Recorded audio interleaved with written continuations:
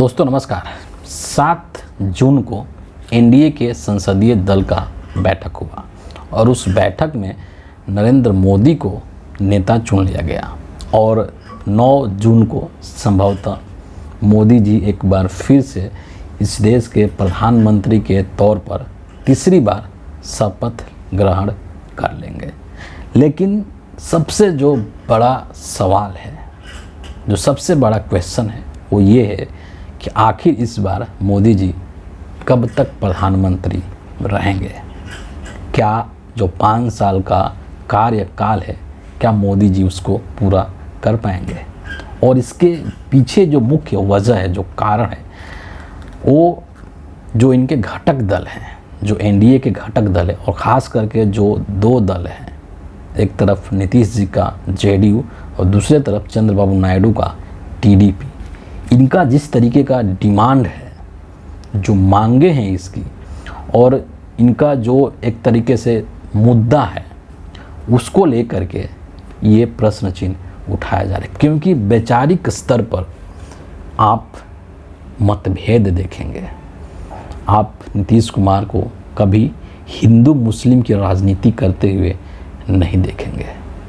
आप चंद्रबाबू नायडू को ये कहते हुए सुना होगा आपने कि 4% मुसलमानों को आरक्षण दिया जाना चाहिए। दूसरे तरफ बीजेपी है, नरेंद्र मोदी हैं, अमित शाह हैं, जिनकी की पूरी राजनीति ही हिंदू मुस्लिम के मुद्दे पर आधारित है। धार्मिक ध्रुवीकरण के आधार पर ही इनकी पूरी राजनीति टिकी हुई है। मतलब क्या है कि एक वैचारिक स्तर पर एक मतभेद है और इस मतभेद के वजह से ये जो गठबंधन है वो कितने समय तक चलेगा। मामला यहीं तक नहीं है, और भी कई सारी ऐसी चीज़ें हैं जिसके वजह से मोदी जी शपथ लेकर के भी चैन से काम नहीं कर सकते हैं। उनके अंदर एक घबराहट है कि सरकार कब तक चलेगी, है ना। 2 चीज़ें हैं, एक डिमांड है सबसे पहले तो, और एक मुद्दे हैं, है ना। उन दोनों चीज़ों को यहाँ पर समझना ज़रूरी है। डिमांड मतलब क्या है कि मंत्रालयों का डिमांड। सरकार बनेगी तो अलग अलग जो मंत्रालय हैं उनका एनडीए के घटक दलों में किस तरीके से बंटवारा किया जाएगा। क्योंकि नीतीश कुमार या जो चंद्रबाबू नायडू हैं ये तो है ही, इसके अलावा और भी कई सारे लोग हैं। चिराग पासवान हैं, 5 सीट लेकर के आए हैं। एकनाथ शिंदे हैं, 7 सीट लेकर के आए हैं।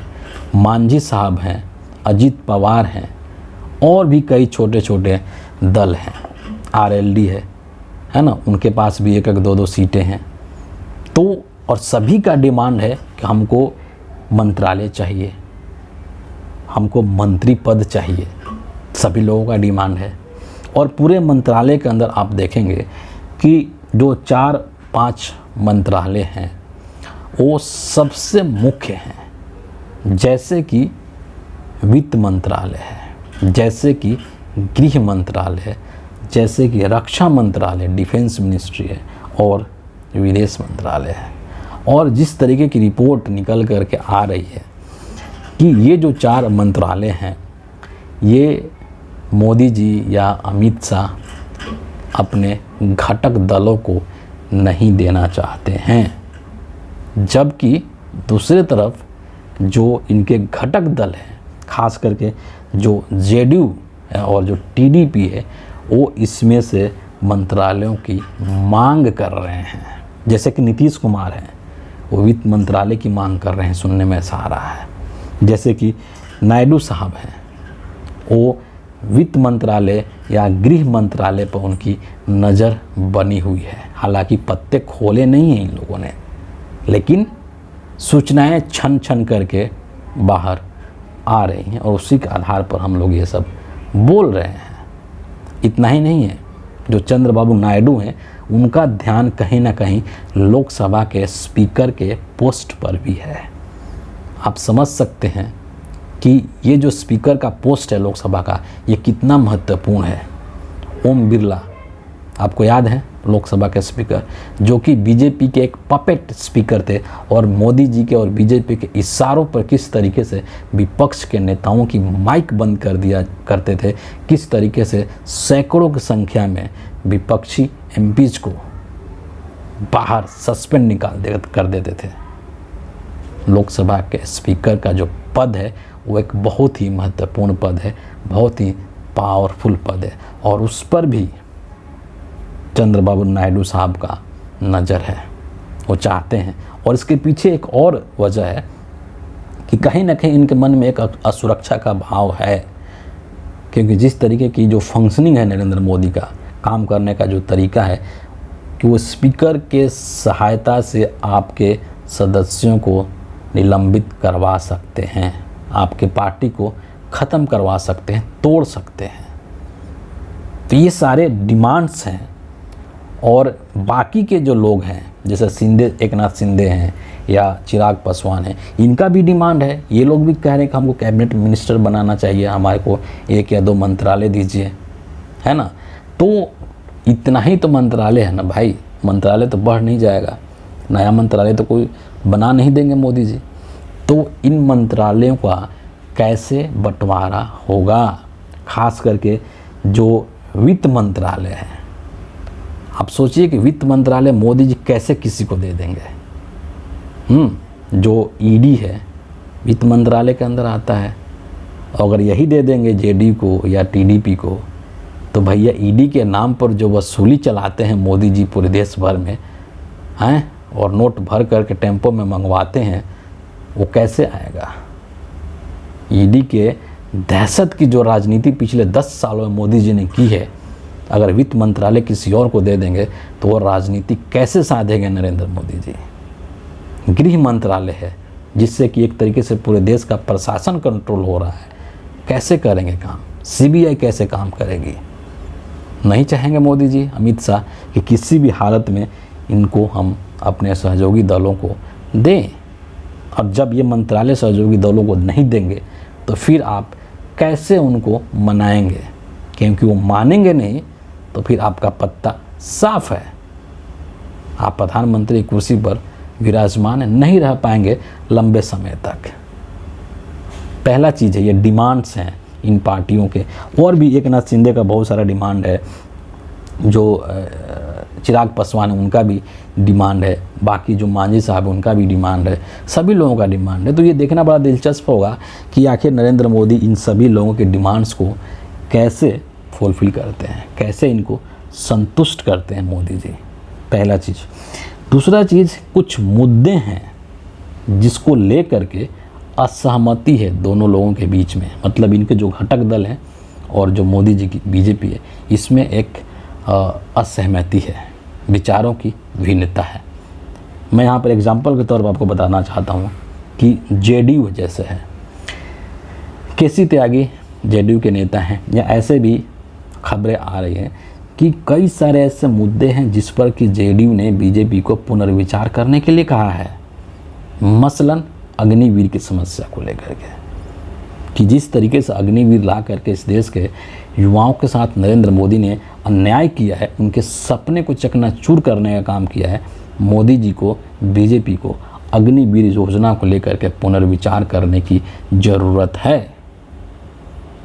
जैसे यूसीसी है, यूनिफॉर्म सिविल कोड, इस पर भी विचार करने की ज़रूरत है। जातिगत जनगणना की बात, इस पर भी मोदी जी नीतीश कुमार के साथ राय नहीं रखते हैं, भिन्नता है दोनों के बीच में। बिहार को विशेष राज्य का दर्जा देने की बात, ये डिमांड बहुत समय से है, और इसमें से 3 मुद्दे ऐसे हैं जिस पर कि चिराग पासवान भी अपनी सहमति जताते हुए नज़र आ रहे हैं।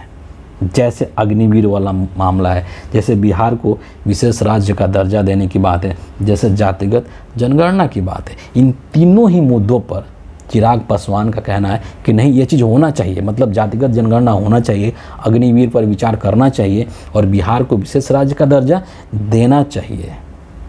जेडीयू और चिराग पासवान का इन 3 मुद्दों पर एक जैसा स्टैंड है, और इन तीनों ही मुद्दों पर नरेंद्र मोदी का अलग स्टैंड है, बीजेपी का अलग स्टैंड है। इसको कैसे नरेंद्र मोदी सुलझाएंगे, एक मोदी के सामने ये बहुत बड़ी चुनौती है। इतना ही नहीं, इनके जो दूसरे वाले जो सबसे महत्वपूर्ण पार्टनर हैं तेलुगु देशम पार्टी के चंद्रबाबू नायडू, उनका भी अपना एक अलग डिमांड है। 2018 के अंदर जब टीडीपी जो है वो बीजेपी से अलग हुई थी, एनडीए से अलग हुई थी, तो उसके पीछे सबसे एक प्रमुख जो वजह था वो यही था कि आंध्रा को विशेष राज्य का दर्जा दिया जाए, आंध्रा के विकास के लिए विशेष पैकेज दिया जाए, जो कि केंद्र सरकार, मोदी सरकार नहीं दे रही थी, और इसीलिए वो एनडीए से अलग हो गए थे। वो मुद्दे आज भी हैं, जीवित हैं, और उन डिमांड्स को चंद्रबाबू नायडू आज भी अपने साथ लेकर के चल रहे हैं, और उनके ये डिमांड अभी भी है। तो कहने का मतलब है कि कैसे नरेंद्र मोदी इन सभी चीज़ों को सॉर्ट आउट करेंगे, कैसे इनका समाधान निकालेंगे।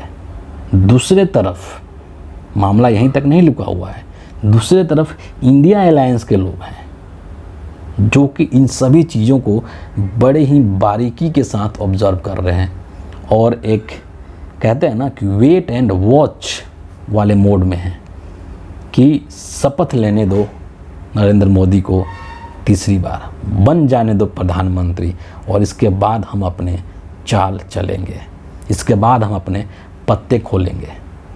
और उसी दिन खेला होगा जिस दिन नरेंद्र मोदी शपथ लेंगे, और जब लोकसभा के अंदर स्पीकर की कुर्सी पर कौन विराजमान होगा, इसके लिए जब चुनाव होगा वहाँ पर, तब इंडिया अलायंस को लोग, राहुल गांधी और बाकी लोग अपना वहाँ पर पत्ता खेलेंगे और वहाँ पर खेल करेंगे। तो आप समझ सकते हैं कि ये जो कुर्सी मिला है 2024 में नरेंद्र मोदी को प्रधानमंत्री का, ये फूलों का सेज नहीं है, ये कांटों से भरा हुआ है। और नरेंद्र मोदी के लिए एक तरफ कुआं है, दूसरी तरफ खाई है।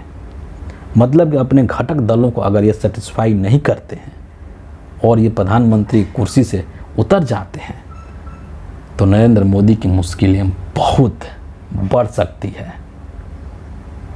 समझ रहे हैं आप? तो इसीलिए नरेंद्र मोदी के अंदर एक घबराहट है। बेशक से वो तीसरी बार प्रधानमंत्री बन रहे हैं, लेकिन उनके मन में एक चिंता है इन सभी चीज़ों को लेकर के, अपने घटक दल के साथियों को लेकर के, और उसमें भी खास करके नीतीश बाबू और चंद्रबाबू नायडू को लेकर के है चिंता, और फिर इंडिया अलायंस वाले किस तरीके से चाल चलेंगे उसको लेकर भी मोदी जी को चिंता है। तो फिलहाल इस वीडियो के लिए इतना ही है। आप सभी का बहुत बहुत धन्यवाद।